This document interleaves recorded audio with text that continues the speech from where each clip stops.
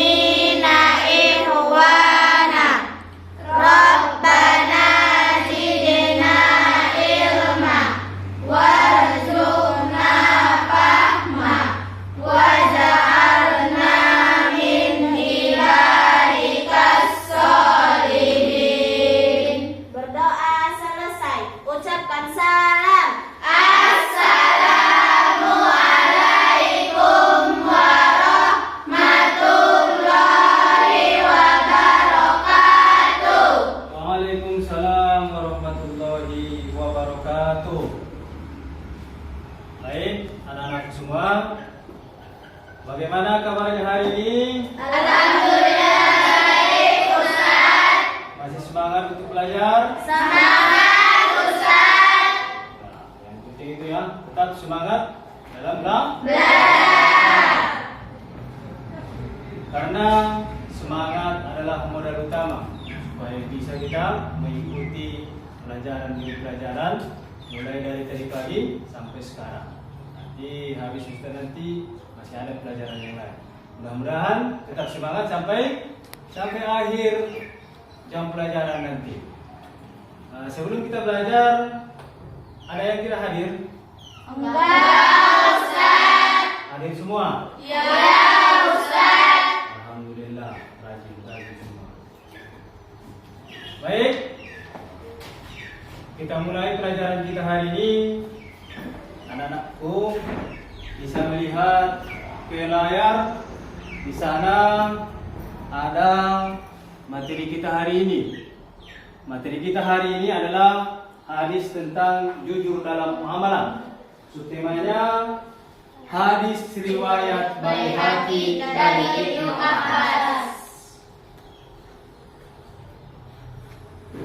Hadis riwayat Baihaqi dari Ibnu Abbas ini membicarakan tentang jujur dalam muamalah. Coba dibuka dulu buku paketnya halaman 47. Di sana ada lafal hadisnya atau matan hadisnya di halaman 47.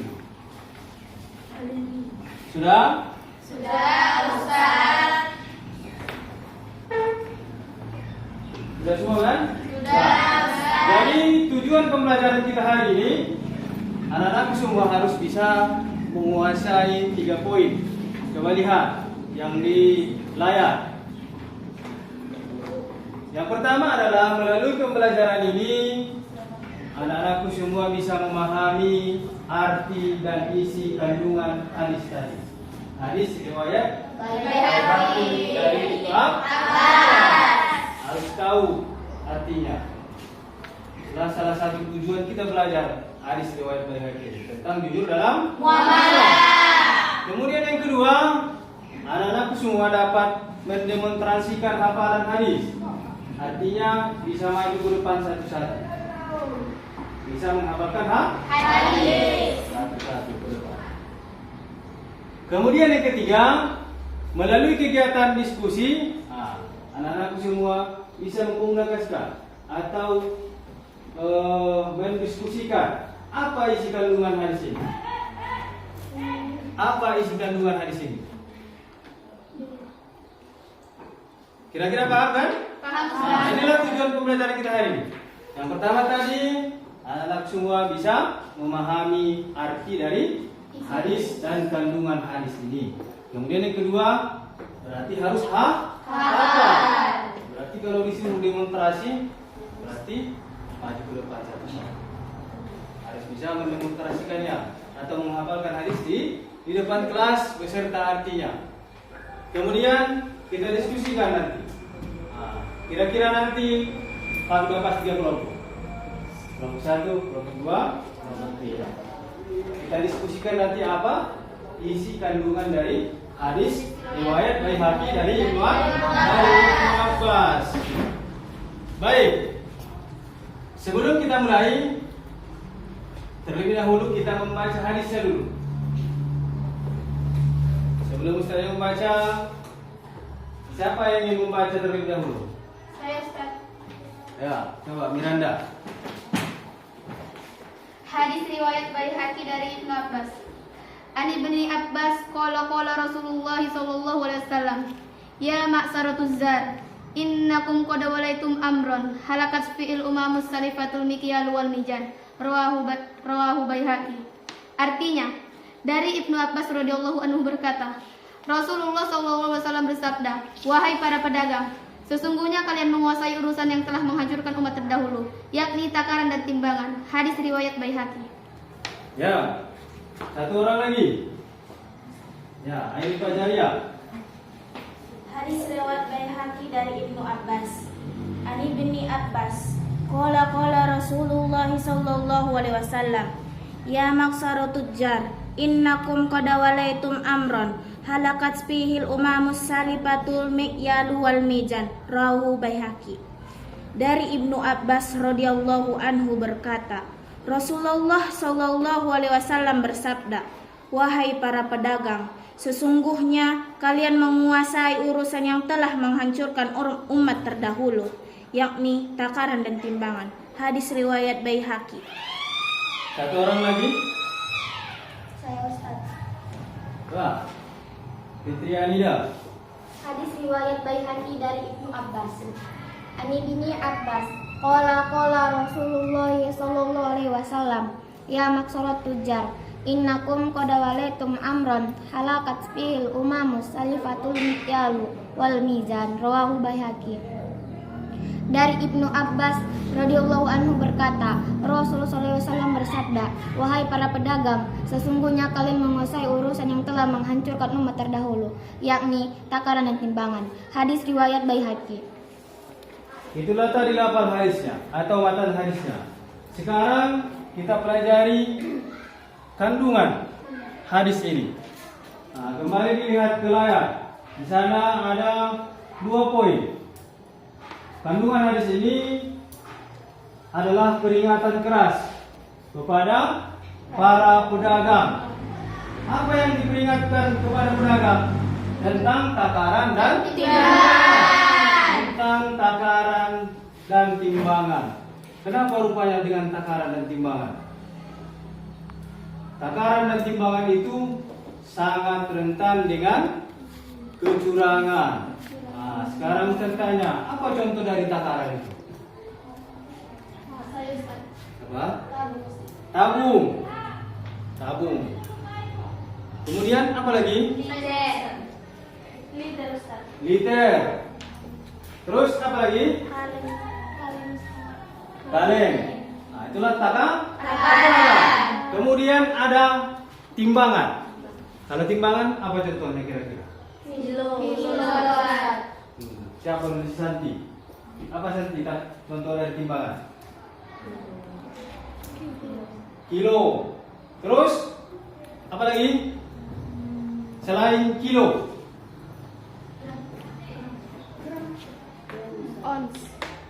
Ons. Terus? Gram. Satu lagi. Liter. Takaran dan timbangan tadi sudah disebutkan contohnya. Takaran dan timbangan sudah disebutkan tadi contohnya. Mulai dari tai tabung, liter, kaleng, kemudian timbangan tadi kilogram, ons, dan lain-lain sebagainya. Jadi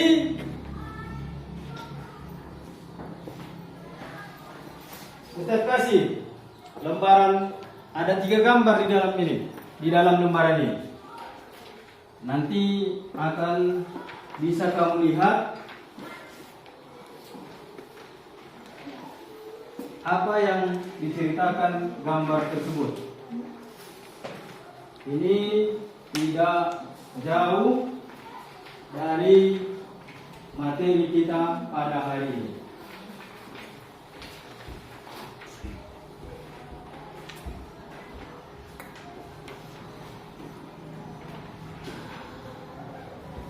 Silakan yang sudah kedapatan disimak gambarnya.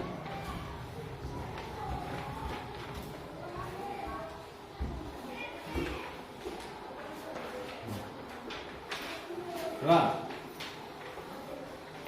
Sudah dilihat gambarnya? Sudah, Ustaz. Coba dilihat dulu gambarnya. Ustaz kasih waktunya 2 menit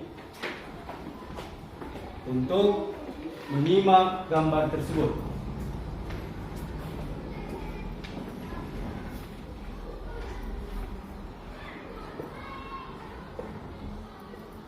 Sudah? Sudah, Ustaz. Bagaimana dengan gambar itu? Apa yang bisa kamu simpulkan dari gambar itu? Siapa yang bisa? Saya, Ustaz. Nah, Rizka. Yang saya lihat pada gambar 3, keutamaan orang yang jujur dalam muamalah. Pedagang yang jujur dan terpercaya akan diwakilkan bersama para nabi, orang-orang siddiq dan para syuhada. Hadis riwayat Tirmidzi. Ya. Di situ kan tadi ada 3 gambar. Berarti yang dilihat si Rizka itu adalah gambar yang ketiga tentang keutamaan orang yang jujur dalam berdagang. Orang yang jujur dalam berdagang itu akan dibangkitkan nanti beserta para nabi dan orang-orang siddiq. Orang-orang siddiq itu berarti orang-orang benar. Terus apa lagi?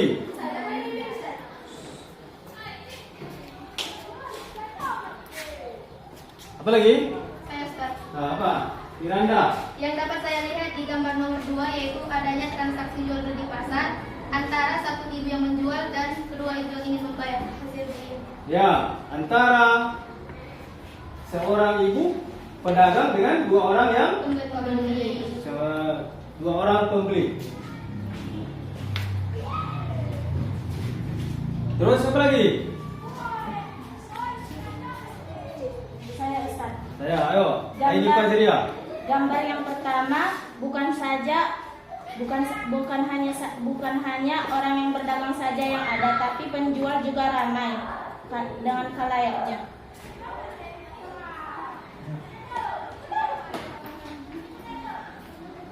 Ayo.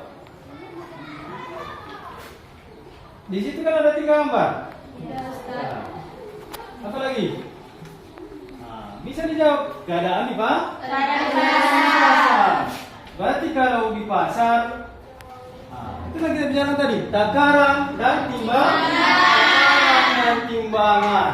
Di pasar itulah tempat terjadinya transaksi. Berarti kalau terjadi transaksi, ada takarannya, ada timbangannya.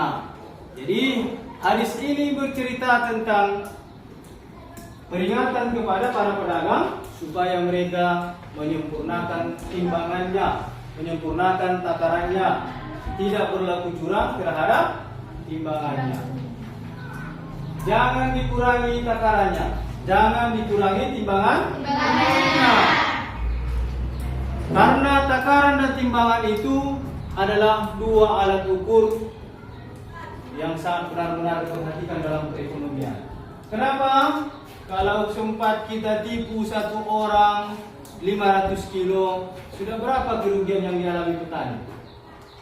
Ada polnya, turunnya 100 kilo menjadi 80 kilo. Padahal dia sudah capek untuk tanam beberapa bulan sebelum panen. Sama juga dengan petani cabai, ya.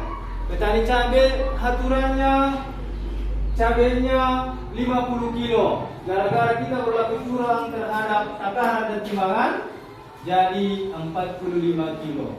Kalau 20.000 sekilo cabainya, dia kita curangi 20 kilo, Udah berapa dia rugi? 20 dikali 20. Berapa? 400.000 dia rugi kan? Padahal dia sudah capek bertani beberapa bulan sebelum hasil panennya. Jadi tuh, di dalam Al-Quran Allah Subhanahu wa Ta'ala juga memperingatkan kepada para pedagang.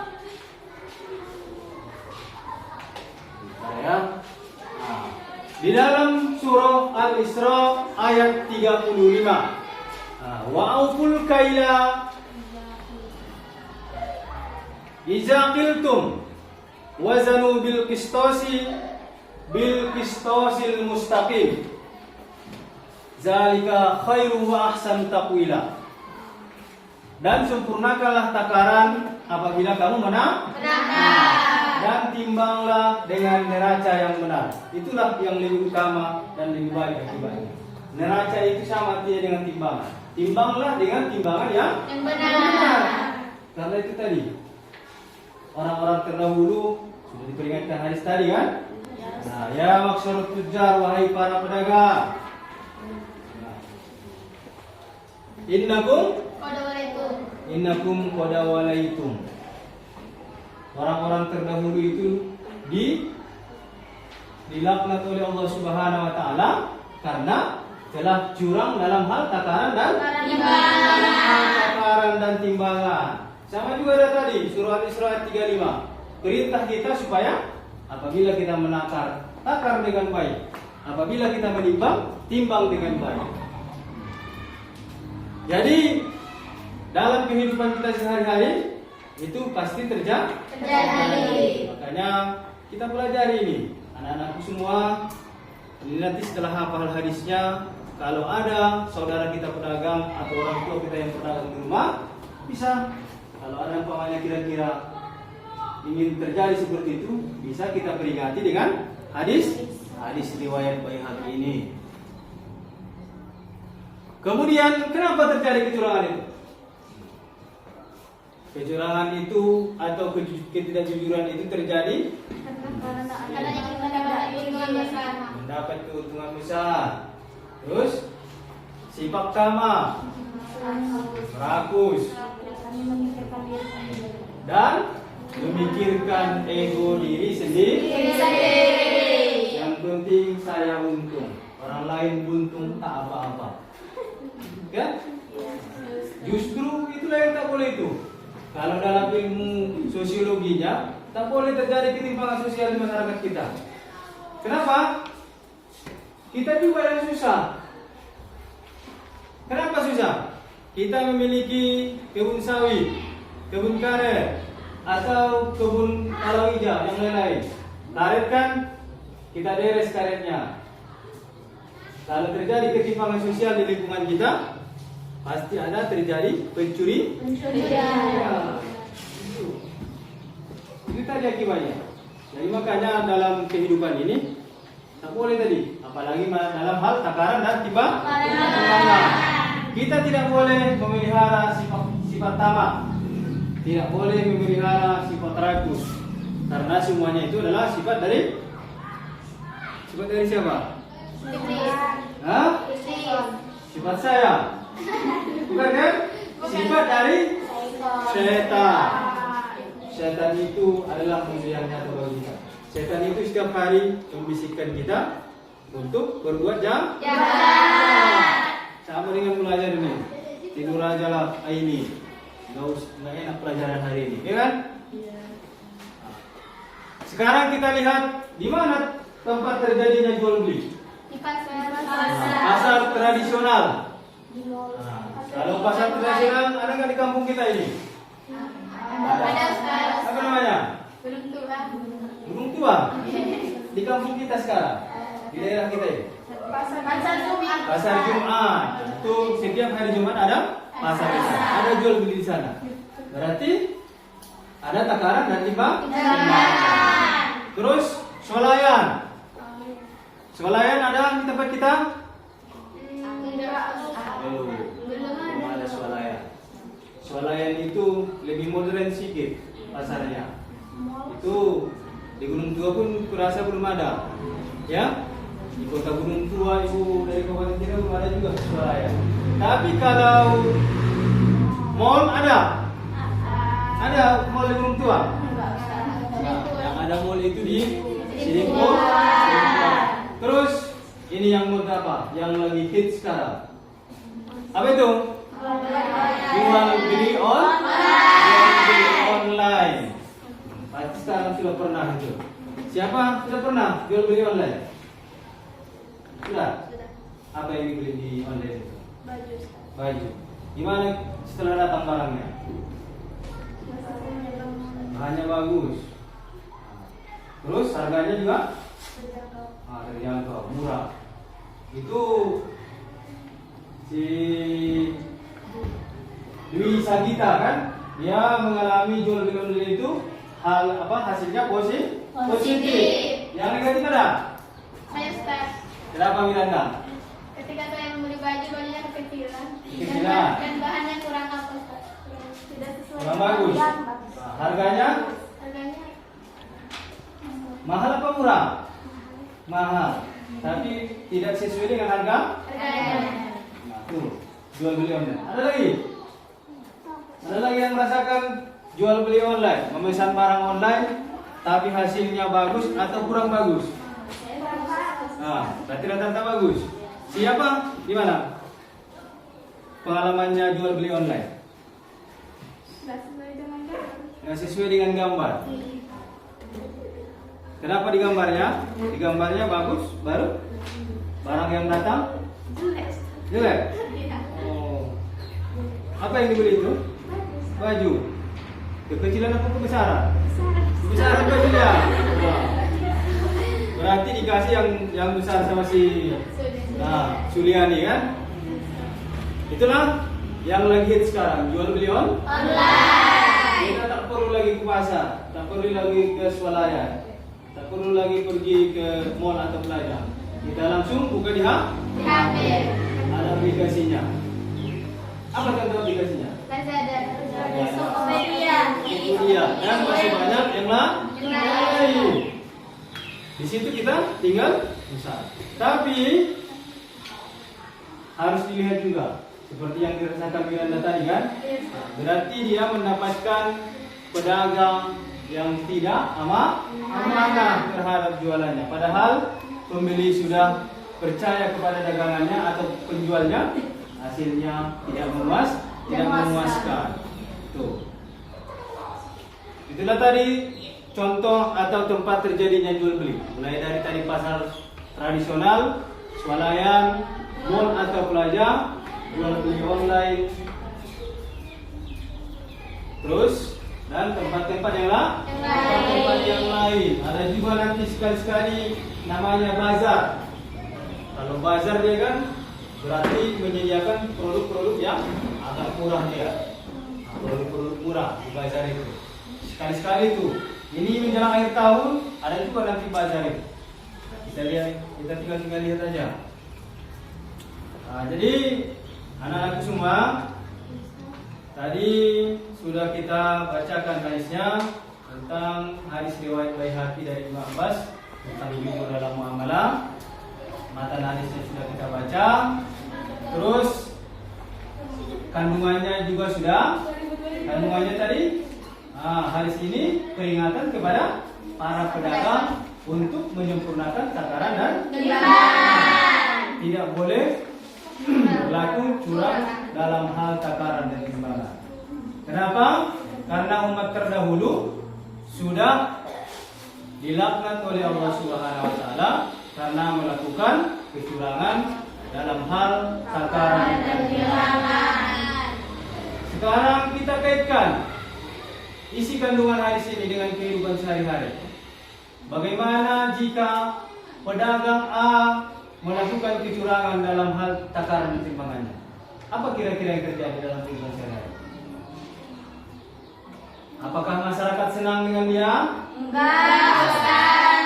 Berarti kalau ada pedagang yang curang, pasti akan ditandai. Bercerita itu satu sama lain. Jangan lagi beli ke sana. Kenapa? timbangannya kurang bagus. Ya, dia memperingati kawannya atau tetangganya. Itulah efek negatif. Efek negatif seorang pedagang yang tidak jujur. Tapi kalau pedagang itu jujur, tanpa disuruh pun promosi, Miranda sudah mempromosikannya. Bu, kalau mau beli beras, ke sana aja, toko yang baru itu. Kenapa? Di sana murah bu, barangnya bagus, timbangannya bagus. Itu kalau dia berlaku jujur. Nah, berbeda tadi dengan yang tidak jujur. Pasti sama juga. Sebelum kawan kita, tetangga kita pergi ke sana, kita sudah mewanti-wanti terlebih dahulu. Jadi intinya apa? Dalam berdagang, kita tidak boleh curang dalam hal takaran dan timbangan. Kita tidak boleh curang dalam hal takaran dan timbangan. Harus kita sempurnakan. Kalau 1 kilo, buat 1 kilo pas. Kalau 1 tabung, buat 1 tabung pas. Jangan, tabung itu kan tahu tabung kan? Tahu Ustaz. Jangan lagi kita pukul-pukul dari bawah supaya bawahnya itu muncul ke atas kan? Akhirnya berkurang sedikit volume isi tabungnya. Kita takar, kita timbang dengan baik. Karena itu tadi, kalau kita jujur pasti akan disenangi orang. Kalau kita tidak jujur pasti akan dijauhi orang. Sama juga, kalau kita jujur, jualan kita akan laris, manis, laku terjual. Kalau kita tak jujur, dagangan kita akan sulit laku. Karena kita tidak jujur dalam hal takaran dan timbangan.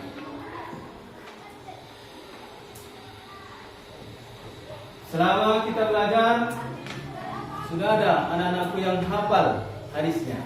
Sudah Ustaz. Sudah. Siapa yang mau maju ke depan untuk membacakan hadisnya? Coba Miranda, maju ke depan. Saja.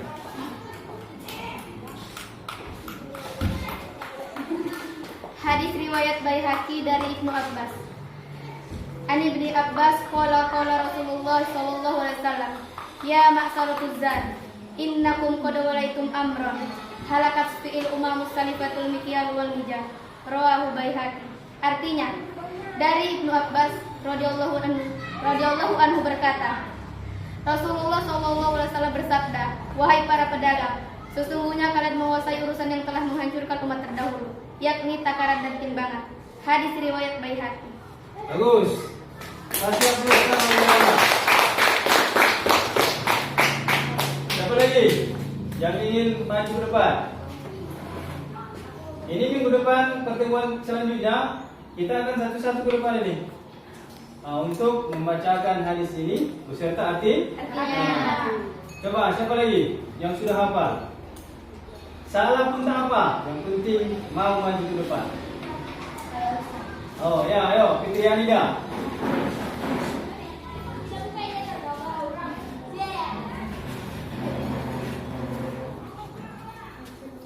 Hadis riwayat Baihaqi dari Ibnu Abbas. Ani bini Abbas, qala Rasulullah sallallahu alaihi wasallam, ya maksharat tujar, innakum qad walaitum amran halakat fihi umam salifatul mikyal wal mizan. Rawahu Baihaqi. Dari Ibnu Abbas radhiyallahu anhu berkata, Rasul sallallahu alaihi wasallam bersabda, wahai para pedagang, sesungguhnya kalian menguasai urusan yang telah menghancurkan umat terdahulu, yakni takaran dan timbangan. Hadis riwayat Baihaqi. Bagus.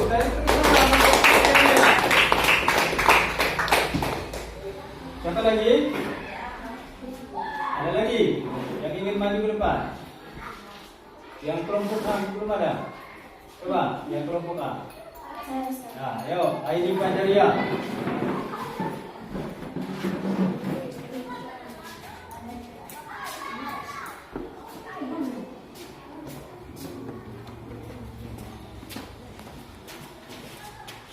Hadis riwayat Baihaqi dari Ibnu Abbas. Ani bini Abbas qala Rasulullah sallallahu alaihi wasallam. Ya. Ya maksarat tujar. Ya maksara tujari innakum qad halaitum amron halakat fihi umamus salifatu nikyal wal mizan rawu Baihaqi. Dari Ibnu Abbas radhiyallahu anhu berkata, Rasulullah Shallallahu alaihi wasallam bersabda, wahai para pedagang, sesungguhnya kalian telah menguasai urusan yang menghancurkan takaran dan timbangan. Hadis riwayat Baihaqi. Nah, tepuk tangan. Nanti mudah-mudahan di pertemuan selanjutnya sudah lancar, sudah hafal dan lancar hadisnya. Ada lagi? Ada lagi? Nah, cukup kan ya? Nanti di pertemuan kedua harus hafal semua. Jadi sebelum kita akhiri pelajaran kita hari ini, Ustaz bagi dulu tugas untuk anak-anakku semuanya dikerjakan. Nanti pertemuan selanjutnya akan kita kumpulkan dan diberi nilai.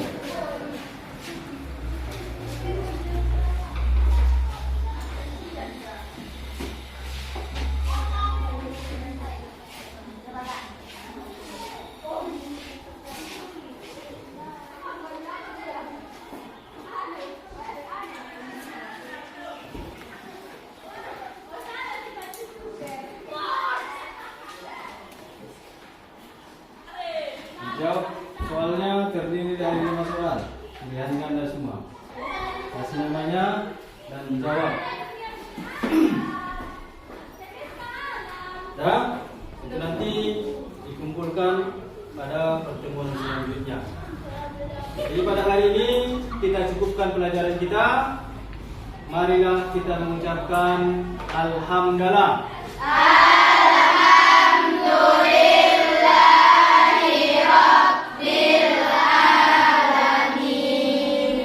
Sekian, mohon maaf jika ada kata-kata yang salah. Kita akhiri pelajaran kita ini dengan mengucapkan Assalamualaikum warahmatullahi wabarakatuh.